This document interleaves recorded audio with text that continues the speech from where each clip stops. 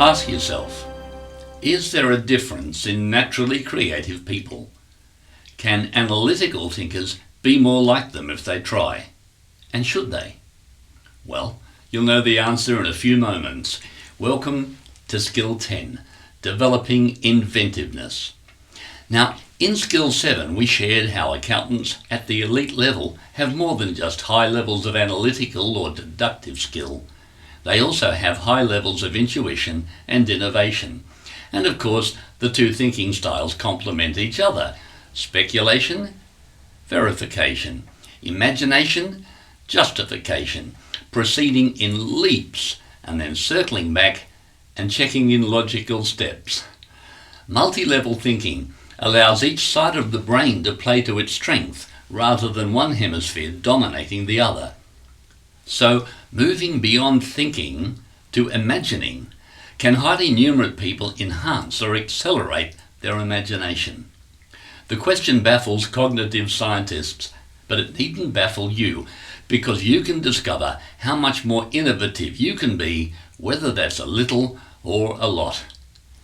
A popular and way overrated creativity test is how many uses can you think of for a paperclip? From the point of view of true creativity, everyone fails the test. They suggest using it to clip together other things apart from paper. Gosh. Or they bend it out into a piece of wire and find other uses for a piece of wire. And then someone suggests a totally useless but perhaps funny idea. Everyone claps them for being creative. But are they? See, the typical responses to the paperclip test limit themselves to what a paperclip is. This is what cognitive scientists call associationism.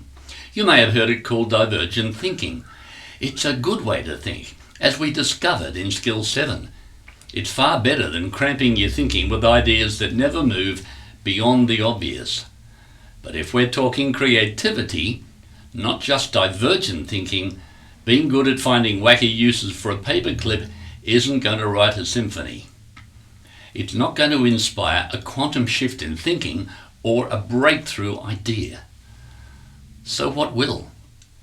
The ability to see the general in the particular, to be able to look behind the obvious from the visible reality to the underlying processes or principles or constituent parts, because there lurk unexpected connections between the underlying realities of something else, something most people would find totally unconnected.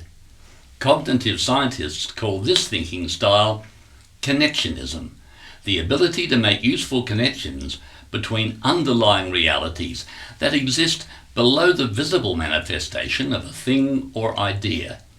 The term is connectionism, and it shouldn't be confused with the more recent learning theory of connectivism. That is completely separate.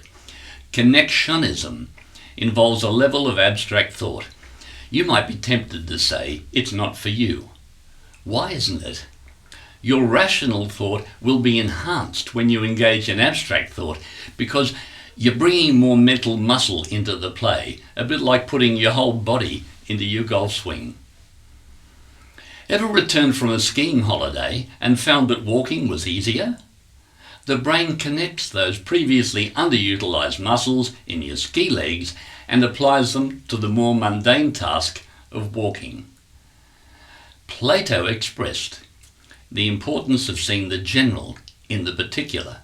A Platonic form is the master idea existing in the abstract realm, of which tangible expressions in the visible world are all imperfect examples. It seems a heckler shouted, "I can see horses, Plato, but I cannot see horseness," to which the great philosopher replied, "That is because you have eyes, but no brains." So what's my idea for the best use of a paperclip? Answer: a pumped hydro supplementary power generation scheme that increases the value of a given quantity of electricity. Sound like a good idea for a paperclip? Well, think it through. What is a paperclip in general? It's an energy storage device. No? Check me. You impart the initial energy by forcing the paperclip over several sheets of paper, and the clip obliges by exerting the same force in the opposite direction, which clamps the sheets together. But here's the wonder. It gives back much more energy than you gave. You only exerted the force once. The paperclip keeps on exerting the opposite force for as long as you want. Also, the force you exerted wasn't worth anything, but the force exerted by the paperclip, once loaded with energy from you, is useful. It has value. That's the same idea behind pumped hydro. These schemes impart a force to water sufficient to pump it uphill from a lower reservoir into a higher one using cheap off-peak electricity, the kind no one wants because they're all asleep. Then, at 6 a.m, when everyone's getting out of bed, turning on their lights and their stoves and taking hot showers, the higher reservoir donates the energy back, allowing it to flow through a turbine. But here's the genius. That isn't just increasing supply to cope with the spike in demand. The electricity produced at 6 a.m. is peak time electricity, sold at a far higher price than the off-peak electricity used to pump the water uphill in the first place. So it's arbitrage, not just peak demand management.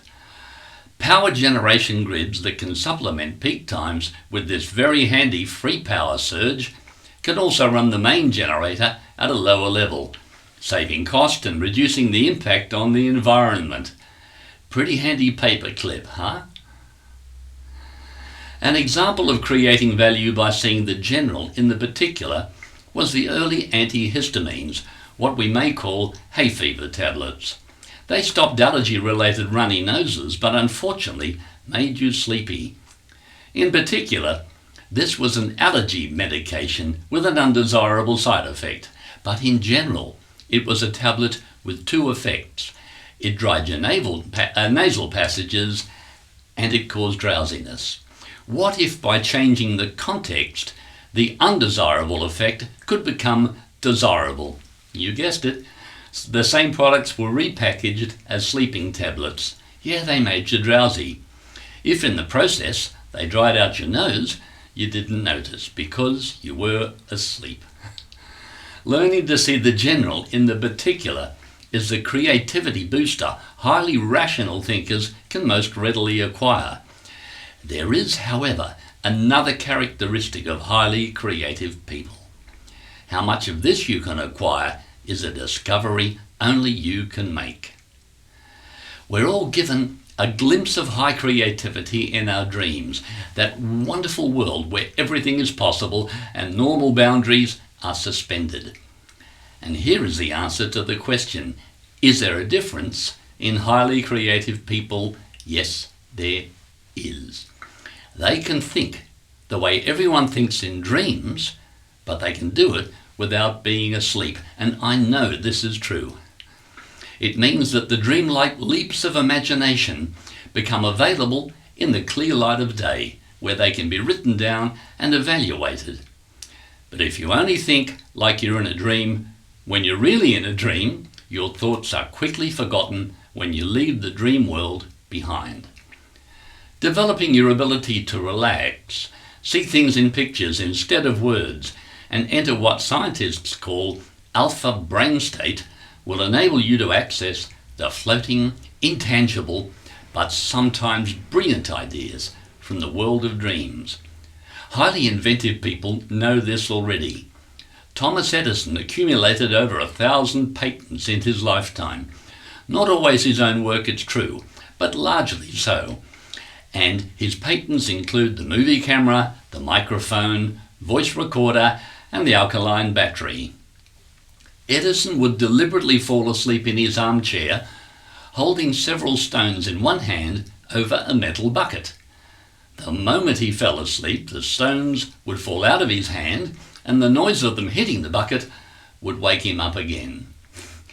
Edison wanted to be in that dreamlike alpha brain state, the state we enter when we first fall asleep, but he wanted to remain awake while doing so.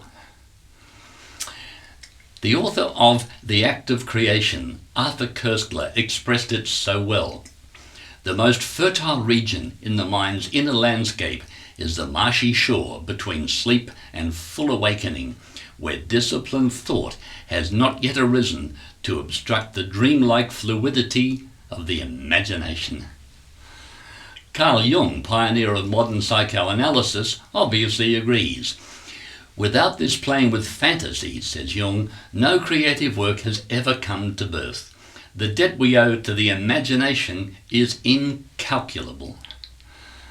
Look, my years of teaching creativity, in particular cultivating the ability to switch quickly into alpha brain state, has also produced some unintended consequences. Delegates have reported, among other things, overcoming insomnia and generally improving their happiness. That's not the purpose of this session, but if it happens, are you going to argue? At very least, taking the journey to your most creative self will spare you a lifetime of only thinking other people's ideas. And you won't die with your best songs locked away inside your head.